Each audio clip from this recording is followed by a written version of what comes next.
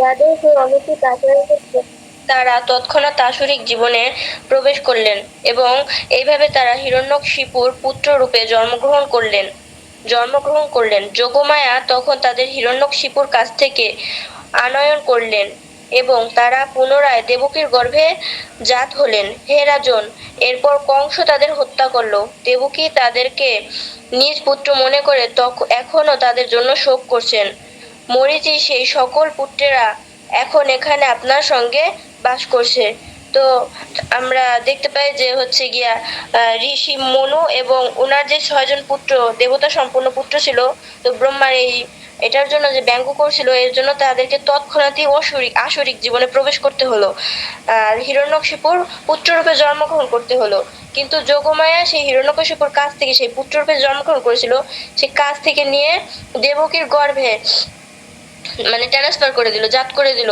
তো কিন্তু মা যশোদা দেবকী ভাবতেছিল যে এটা তো তারই 6জন পুত্র, তো সেই 6জন পুত্রকে কংস হত্যা করছে, সেটা ভেবে সে মানে শোক পালন করতেছিল, কান্না করতেছিল এরকম। কিন্তু পরবর্তীতে বলতেছিল দেবকীকে যে আপনি যাদেরকে নিজের পুত্র মনে করে শোক করতেছিলেন, আসলে মরীচির সেই সকল পুত্ররা এখন আপনার সঙ্গে বাস করছে।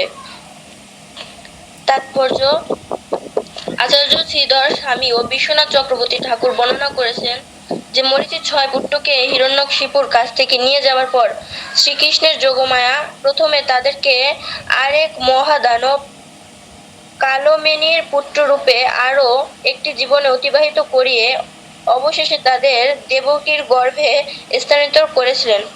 প্রভু, আমি এখানে এই লাইনটা একটু বুঝতে পারলাম না। এখানে যে বলা হয়েছে যে শ্রীকৃষ্ণের যোগমায়া তাদেরকে মহা দানব কালমেনীর পুত্ররূপে আবার একটি জীবন অতিবাহিত করিয়েছে, এটা আমি বুঝলাম না। কৃপাকর একটু বলেন।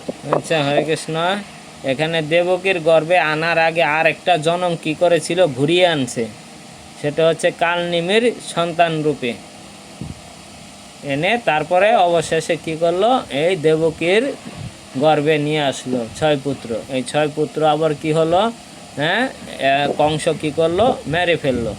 আপনি অনুবাদ তাৎপর্য দুইটা একসাথে পড়বেন, তাহলে বোঝাতে সুবিধা হবে। ঠিক আছে, বলুন এরপর। মায়ের শোক দূর করার জন্য তাদের আমরা এই স্থান থেকে নিয়ে যেতে চাই। তারপর তাদের অভিশাপ এবং সকল সন্তাপ থেকে মুক্ত হয়ে তারা তাদের স্বর্গের আলোয় ফিরে যাবে। তাৎপর্য: এই স্কন্দের 2য় অধ্যায়ে শ্লোক 5 ও 8 এর তাৎপর্যে শ্রীল প্রভুপাদ উল্লেখ করেছেন, মরীচির পুত্ররা ব্রহ্মার প্রতি তাদের অপরাধের জন্য নিন্দিত হয়েছিলেন এবং উপরস্থ হিরণ্যকশিপুর একবার তাদের অভিশাপ দিয়েছিলেন যে ভবিষ্যৎ জীবনে তাদের নিজ পিতা দ্বারা নিহত হতে হবে। বসুদেব এক এক করে তাদের কংস দ্বারা বধ হতে দেওয়ায় এই অভিশাপ পূর্ণ হয়েছিল। তো এখানে দেখতে পাই যে বলছে যে মায়ের মানে দেবকীর শোক যেন দূর হয়ে যায়, সেজন্য তাদেরকে নিয়ে নিয়ে যেতে চায়, ওই স্থান থেকে নিয়ে যেতে চায় এবং তাদেরকে এই মানে শোক থেকে দূর করবে দেবকী মাতাকে এবং অভিশাপ থেকে, সকল অভিশাপ থেকে মুক্ত হবে এবং তারা স্বর্গের দিকে যেন ফিরে যেতে পারে। আর আমরা এই স্কন্দের 2য় অধ্যায়ের 5 ও 8 নম্বর শ্লোকে তাৎপর্যে শ্রীল প্রভুপাদ উল্লেখ করেছেন যে মরীচির পুত্রেরা রক্ষার প্রতি তাদের মানে ব্রহ্মার প্রতি যে হচ্ছে কি অপরাধটা করেছিল তার জন্য অবশ্যই নিন্দিত হয়েছিল এবং হিরণ্যকশিপু তাদের একটা অভিশাপ দিয়েছিল যে ভবিষ্যৎ জীবনে নিজ পিতা দ্বারাই তারা নিহত হবে। মানে ওই যে হিরণ্যকশিপুর যে 6জন পুত্র ছিল, মানে নিয়ে গেছিল অন্য গর্ভে, দেবকী মাতার গর্ভে, তারা দিয়েছিল যে মানে নিজের পিতা দ্বারাই সে নিহত হবে। তো সেই অভিশাপটাও পূরণ হয়ে গেল। শ্লোক 51 অনুবাদ: আমার অনুগ্রহ দ্বারা স্বর উদ্গৃত পরিশৃঙ্গ পতঙ্গ ক্ষুদ্র ভৃত ও ঘৃণী এই 6জন বিশুদ্ধ সাধুদের আলয়ে ফিরে যাবেন। তাৎপর্য: এই 6জন যখন প্রথম মরীচির পুত্র ছিল তখন তাদের এই সকল নাম ছিল। তাদের মধ্যে জ্যেষ্ঠ স্বর যখন পুনরায় বাসুদেবের পুত্ররূপে জন্মগ্রহণ করে তাকে কীর্তিমান ডাকা হতো বলে শ্রীমদ্ ভাগবতের 10ম স্কন্ধের 1 অধ্যায় 57 নম্বর শ্লোকে রয়েছে। অর্থাৎ মানে এখানে যে 6 জনের নাম দেওয়া আছে, এই 6 জন মানে বিশুদ্ধরূপে যেন সাধুদের আলোয় ফিরে যাবেন এরকম বলে। কিন্তু মরীচির পুত্র যখন তারা ছিল তখন এই নামগুলো ছিল, কিন্তু যখন বসুদেব এবং দেবকীর পুত্ররূপে জন্মগ্রহণ তখন তার মানে স্বর যে নাম, তার বড় পুত্রের নাম ছিল কীর্তিমান। বসুদেব প্রতিজ্ঞা স্বরূপ অসত্যের ভয়ে অত্যন্ত ভীত হয়েছিল, তাই তিনি কীর্তিমান নামক তার প্রথম পুত্রকে গভীর মনোবেদনা সত্ত্বেও কংসের হাতে অর্পণ করেছিল। তো বসুদেব তো প্রতিজ্ঞা করছে, তো এখন সেই প্রতিজ্ঞা পালন করতেই হবে, সেই ভয়েও সে ভীত হইতেছিল। কিন্তু কীর্তিমান নামক যে তার প্রথম পুত্র, সে গভীর মানে একটা দুঃখ কষ্টে মানে হইতেছিল, কিন্তু তা সত্ত্বেও প্রতিজ্ঞা পূরণ করতে হবে এটা ভেবে কংসের হাতে সেই তার বড় পুত্রকে দিয়ে দিয়েছিল। শ্লোক 52 অনুবাদ। সুখদেব গোস্বামী বলে চলেছেন, একথা বলার পর শ্রীকৃষ্ণ শ্রী বলরাম বলি মহারাজ দ্বারা পূজিত হয়ে সেই 6 পুত্রদের নিয়ে তা দ্বারকা প্রত্যাবর্তন করে তাদের মায়ের কাছে অর্পণ করলেন। সুখদেব গোস্বামী বলছে যে এই কথা বলার পরে শ্রীকৃষ্ণ শ্রী বলরাম বলি মহারাজের কাছ থেকে পূজিত হয় এবং সেই যে 6 পুত্র ছিল সেই 6 পুত্রকে নিয়ে দ্বারকায় প্রত্যাবর্তন করে এবং দেবকী মায়ের কাছে সেই 6 পুত্রকে অর্পণ করে এবং তার যেন শোকটা কমে। শ্লোক 53 অনুবাদ। দেবকী যখন তার হারানো পুত্রদের দর্শন করলেন, তিনি তাদের জন্য এমন স্নেহ অনুভব করলেন যে তার স্তন থেকে দুগ্ধ খরিত হতে লাগলো। তিনি তাদের আলিঙ্গন করছেন এবং তার কোলে গ্রহণ করে পূর্ণ তাদের মস্তক আঘ্রাণ করতে লাগলেন।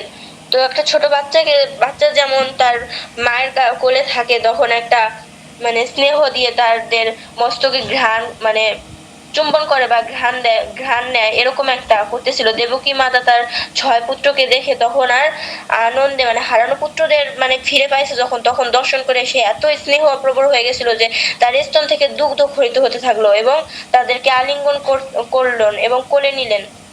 শ্লোক 54 অনুবাদ। প্রীতি ভরে তিনি তার পুত্রদের স্তন পান করালেন, যা কেবলমাত্র তাদের স্পর্শ দ্বারা দুগ্ধে সিক্ত হয়ে উঠেছিল, যা জগতের সৃষ্টিকে প্রভাবিত করে ভগবান বিষ্ণুর সেই একই মায়া শক্তি দ্বারা তিনি মোহিত ছিলেন। তাৎপর্য, সৃষ্টি শব্দটি এখানে যে সৃষ্টি পন্থা দ্বারা ভগবান বিষ্ণুর যোগমায়া তার লীলাসমূহের অবস্থান ও অবসানের আয়োজন করে সে বিষয় উল্লেখ করতে পারে। প্রকৃতপক্ষে এই বিষয়টি প্রশ্নাতীত যে মাতা দেবকী মায়ার জড় বিষয় দ্বারা প্রবাহিত হয়েছিল, মানে তার যে 6 পুত্র ছিল সে মানে সেটার জন্য শোক করতেছিল, কিন্তু প্রকৃতপক্ষে দেবকী মাতা সেটা একটা মায়া, জড় বিষয়ের একটা মায়ার জন্য প্রভাবিত হইতেছিল। শ্লোক 55-56 অনুবাদ। ইতিপূর্বে শ্রীকৃষ্ণের পান করা দেবকীর অমৃত দুধের অবশিষ্ট পান করার ফলে এবং ভগবান নারায়ণের চিন্ময় দেহ স্পর্শ করার ফলে তারা তাদের মূল পরিচয় অবগত হলেন। তারা গোবিন্দকে, দেবকীকে, তাদের পিতাকে এবং বলরামকে প্রণাম নিবেদন করলেন। তারপর সকলের সম্মুখে তারা দেবলোকে গমন করলেন। তাৎপর্য, অত্যন্ত স্বল্প সময়ের জন্য মাত্র দেবকী ও বসুদেবের কাছে ভগবান কৃষ্ণ এক শিশুরূপে অবস্থান করলেন। প্রথমে ভগবান তাদের সম্মুখে তার চতুর্ভুজ বিষ্ণুরূপে আবির্ভূত হয়েছিলেন এবং তাদের প্রার্থনা শ্রবণ করার পর তিনি নিজেকে তাদের আনন্দের জন্য দৃষ্টিত এক সাধারণ শিশুরূপে পরিবর্তিত করলেন। কিন্তু তার ভ্রাতাদের ভাগ্য ভোগ করা থেকে কৃষ্ণকে রক্ষা করার জন্য বসুদেব তৎক্ষণাৎ তাকে কৃষ্ণের কারাগার থেকে সরিয়ে দিলেন। বসুদেব তাকে নিয়ে যাওয়ার পূর্ব মুহূর্তে মাতা দেবকী কৃষ্ণকে একবার স্তন পান করালেন, যাতে নন্দ ব্রজের দীর্ঘ যাত্রাপথে তিনি তৃষ্ণাবোধ না করেন। একথা আমরা শ্রীল বিশ্বনাথ চক্রবর্তী ঠাকুরের ভাষ্য থেকে জানতে পারি। ইতিমধ্যে আমরা দেখতে পাই যে শ্রীকৃষ্ণ যখন দেবকী মাতার অমৃত দুধ পান করেছিল, তার অবশিষ্ট দুধটা হচ্ছে গিয়ে তার মানে যে 6 সন্তান ছিল তারা হচ্ছে গিয়া পান করতেছিল এবং তারা সকলের সামনে কি করতেছিল, দেবলোকে গমন করতেছিল। প্রণাম নিবেদন করে তারা দেবলোকে গমন করলো। তো আমরা স্বল্প সময়ের মধ্যে দেখতে পাই যে দেবকী এবং বসুদেবের কাছে ভগবান কৃষ্ণ প্রথমে কৃষ্ণ এক শিশুরূপে অবস্থান করেছিল, কিন্তু প্রথমে ভগবান তাদের সম্মুখে দেবকী এবং বসুদেবের সম্মুখে এসেছিল চতুর্ভুজ বিষ্ণু রূপে, এবং তাদের প্রার্থনা শ্রবণ করার পর তারা নিজেকে প্রার্থনা মানে বসুদেব এবং দেবকীর প্রার্থনা শ্রবণ করতেছিল। তো শ্রবণ করার পর তারা তাদের চোখের সামনে আনন্দের এক দৃষ্টিত হয়ে শিশুরূপে পরিবর্তিত হয়ে গেল, মানে চতুর্ভুজ বিষ্ণু থেকে শিশুরূপে পরিবর্তিত হয়ে গেছিল। কিন্তু তাদের যে ভ্রাতাদের মানে আগে কৃষ্ণ এবং জন্মগ্রহণ করার আগে যে 6 ভাইকে হত্যা করছে কংস কারাগারে, তো সেটার কথা বসুদেব ভেবে অনেক দুঃখ পেতেছিল, কষ্ট পেতেছিল যে কিভাবে কৃষ্ণকে রক্ষা করবে। তখন কৃষ্ণকে রক্ষা করার জন্য বসুদেব তখনই কংসের কারাগার থেকে মানে কৃষ্ণকে সরাই দিতে হবে এমন একটা ভাবতেছিল, তো সরিয়ে দিলেন। কিন্তু তার আগে বসুদেব কৃষ্ণকে হচ্ছে গিয়া কংসের কারাগার থেকে নিয়ে যাওয়ার আগে দেবকী কি করলো, কৃষ্ণকে একবার স্তনপান করালো, জানতে নন্দ রাজ্যের যে একটা পথ, দীর্ঘ পথ লম্বা, সে যাত্রা করে যেন কৃষ্ণর তৃষ্ণা বোধ না হয়, তার যেন গলা শুকায় না যায়, এমন একটা ছোট বাচ্চাদের যেমন স্তন না পান করালে গলা শুকায় যায় তেমন, এর জন্য কৃষ্ণকে দেবকী মাতা একবার স্তন পান করাই দিলেন। হরে কৃষ্ণ প্রভু। হরে কৃষ্ণ, খুব সুন্দর বলেছেন। কৃষ্ণ আপনাকে আরো কৃপা করুক যাতে আরো সুন্দর গুছিয়ে বলতে পারেন। আর কেউ আছেন আমাদের এখানে পড়ার